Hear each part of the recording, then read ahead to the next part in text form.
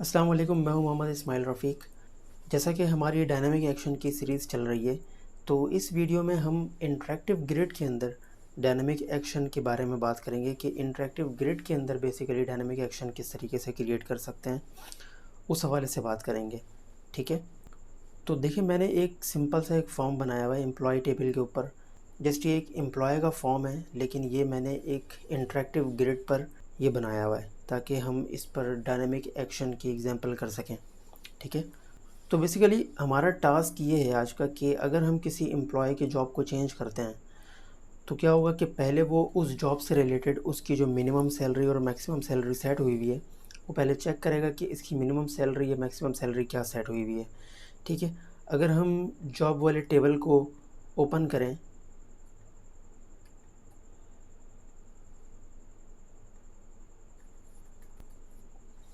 तो आप देखें यहाँ पर जॉब से रिलेटेड जो है यहाँ पर मिन सैलरी और मैक्सिमम सैलरी का कॉलम है।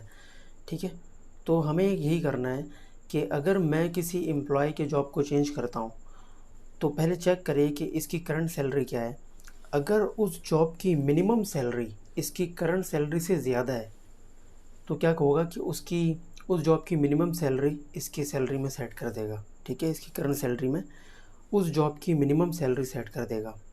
और दूसरी कंडीशन क्या होगी कि अगर इस एम्प्लॉय की करंट सैलरी जो है वो उस जॉब की जो मैं अपडेट करना चाह रहा हूँ उस जॉब की मैक्सिमम सैलरी से ज़्यादा है, अगर करंट सैलरी मैक्सिमम सैलरी से ज़्यादा है तो क्या होगा कि उसको एक मैसेज देगा कि भाई ये एम्प्लॉय जो है ऑलरेडी हाईली पेड जॉब पर अवेलेबल है।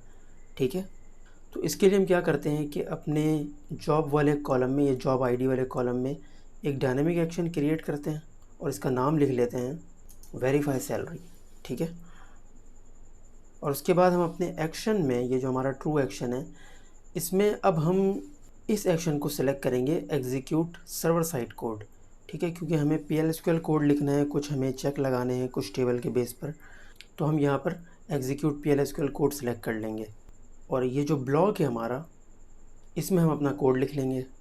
अच्छा, तो यहाँ पर देखिए मैंने एक वेरिएबल बनाया है करंट सैलरी के नाम से और इस वेरिएबल के अंदर इसकी करंट सैलरी मैंने यहाँ पर रख ली है और दो वेरिएबल मेरे पास और हैं, एक मिन सैलरी के लिए और एक मैक्स सैलरी के लिए।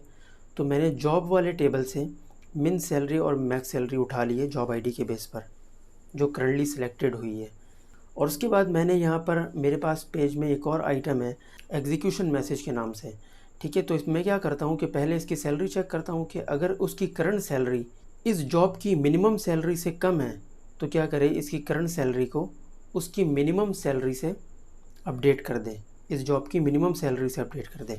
ठीक है, और अगर उसकी करंट सैलरी इस जॉब की मैक्सिमम सैलरी से ज़्यादा है तो फिर क्या करे, इस एग्जीक्यूशन मैसेज वाले आइटम में ये मैसेज सेट कर दे कि करंट जॉब जो है वो ऑलरेडी हाईली पेड है। ठीक है, तो मैं इसको ओके करता हूँ। अब यहाँ पर हमारे पास दो आइटम और हैं, एक आइटम टू सबमिट है और एक आइटम टू रिटर्न है। बेसिकली इसका पर्पज़ ये है कि आप इसको इस तरीके से याद रखें कि अगर हमें किसी आइटम से किसी कॉलम से वैल्यू रीड करनी है तो वो हमें सबमिट करना है। ठीक है, तो यहाँ पर हम जिस कॉलम से वैल्यू रीड कर रहे हैं वो एक तो जॉब आईडी है और दूसरा सैलरी है। जैसा कि आप देख सकते हैं कि हमारे कोड में एक तो हमने यहाँ पर वेयर क्लाउज में जॉब आईडी इस्तेमाल किया है और दूसरा जो है हमने करंट सैलरी में इस सैलरी की वैल्यू रखी है। तो इन दो वैल्यूज़ को हमने अपने कोड में यूज़ किया है।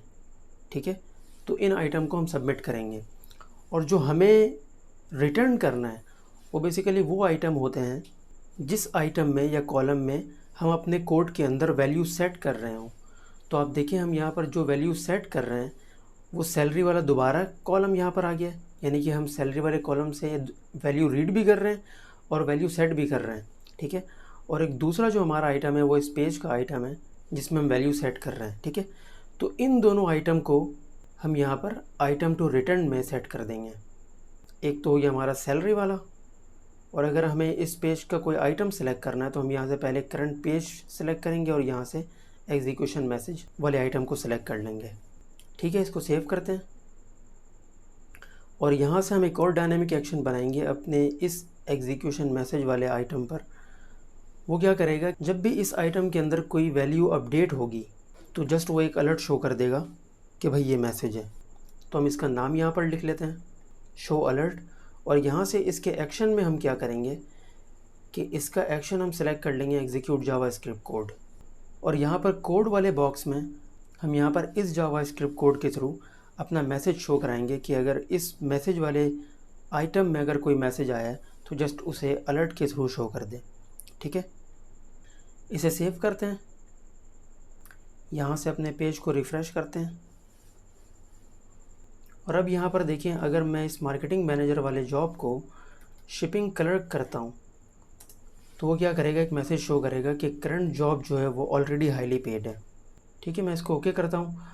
और अगर मैं इस शिपिंग क्लर्क वाले को अकाउंटेंट सेट करता हूँ तो आप देखें इसकी जो है करंट सैलरी जो है वो अपडेट हो चुकी है।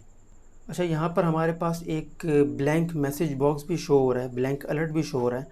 तो इसे कंट्रोल करने के लिए हम क्या करेंगे कि अपने इस डायनेमिक एक्शन में जो शो अलर्ट कर रहा है उसमें एक कंडीशन लगाएंगे।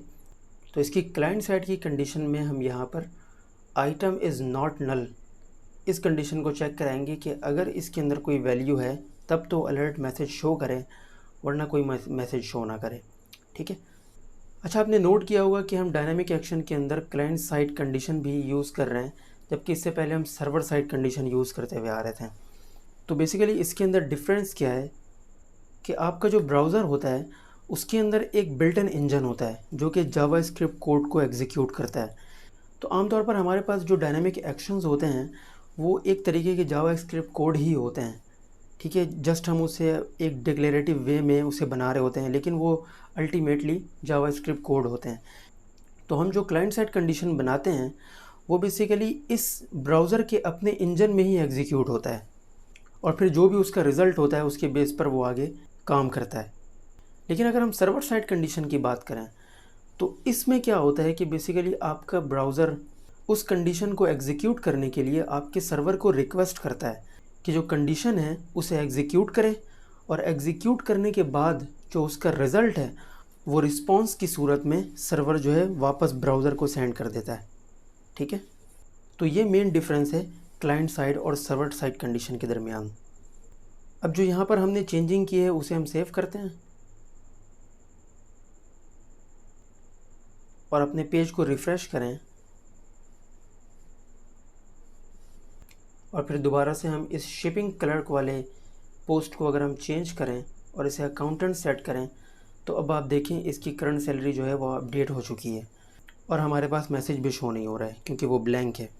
तो उम्मीद है कि ये जो हमने डायनामिक एक्शन के अंदर एग्जीक्यूट सर्वर साइड कोड की बात की है, इससे रिलेटेड जो ऑप्शंस हमने डिस्कस किए हैं वो आपके समझने में हेल्पफुल होंगे। एक चीज़ मैं आपको बताता चलूँ कि जो आने वाली हमारी नेक्स्ट वीडियोज़ हैं उसमें ये जो हम सीक्वेंस नंबर वीडियोज़ में लगाते हैं उसको हम स्किप करेंगे, क्योंकि अब जो हम टॉपिक कवर करेंगे वो इंडिविजुअल टॉपिक हर वीडियोज़ के होंगे। ठीक है, और एपेक्स डेवलपमेंट के हवाले से बेसिक चीज़ें हमने काफ़ी कवर कर ली हैं, तो अब हम कुछ एडवांस चीज़ों पर वीडियो बनाएंगे। तो मैं उसके लिए एक अलग प्लेलिस्ट मेंटेन करूँगा एडवांस के हवाले से। ठीक है, और इसकी सीक्वेंस नंबर भी इस तरीके से नहीं होगी क्योंकि सारे जो है वो इंडिविजुअल टॉपिक्स होंगे। ठीक है, तो आज की वीडियो हम यहाँ पर एंड करते हैं और अब इंशाल्लाह मिलते हैं नेक्स्ट वीडियो में।